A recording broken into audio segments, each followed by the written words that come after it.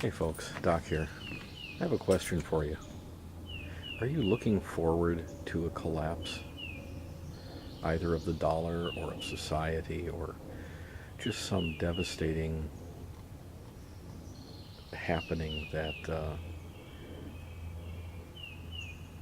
disrupts our way of life in such a way that we may not see a similar way of life for many, many years? Um, Something more devastating than the Great Depression was. Is anybody looking forward to that?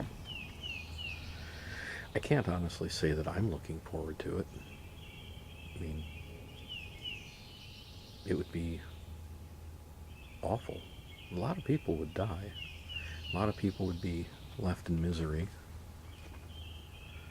Um, wow. I can't imagine looking forward to that. And yet, I think of how people appear to me to be feeling right now with a government that is more and more overreaching. And you can disagree with that. Maybe you think it's fine that government is involved in everything. Um, I guess we would have to disagree on that. But people are starting to feel very much out of control of their own lives. And there are two factors in this, I think. Probably more than that. I mean, let's face it. My mom used to tell me I was about as sharp as a meatball, so I'm probably not going to figure this stuff out. But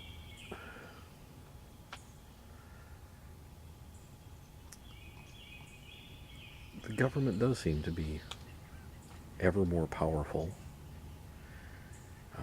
insinuating themselves into parts of our lives that I don't believe was ever intended for the government to do, such as education. Um, I heard somebody recently call that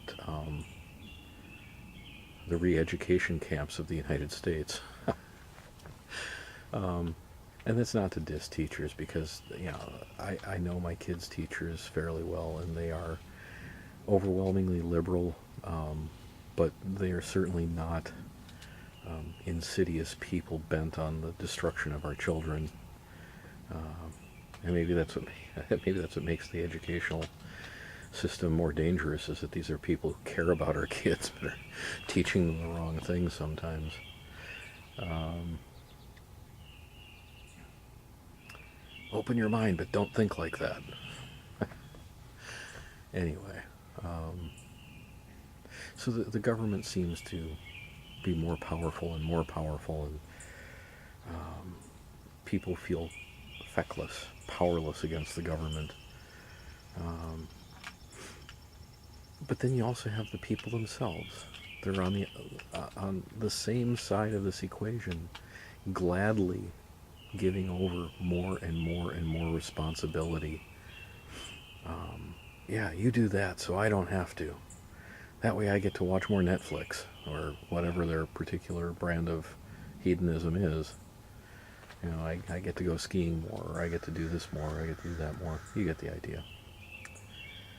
Um, so there are a lot of people that are looking at that and starting to back away and say, you know what, I'd rather have my liberty and responsibilities back. Because freedom doesn't come without a price, and that price is responsibility. That price is self-sufficiency. If you want to have liberty, you have to take the consequences. And when you have so many people who are unwilling to do that, who would rather have the teat of government dangled in front of their face, well, um, I can see why people are getting frustrated and even looking forward to a collapse, because um, collapse is going to be binary. We either will gain our liberties back, or things will get even worse and we'll be enslaved. Think about that. As bad as our government is, we're still free to do a lot of stuff. Now, don't get me wrong, I'm not suggesting that this is good, that we're losing our liberties at an ever increasing rate. I'm just saying, be careful what you wish for. There are a lot of people out there that would rather have the government taking care of them. And in a collapse, there's no guarantee that self-sufficient people are going to come out on top. The only guarantee is that there's going to be a struggle for power, and the wrong side might win. And with that cheery thought, have a good day, folks.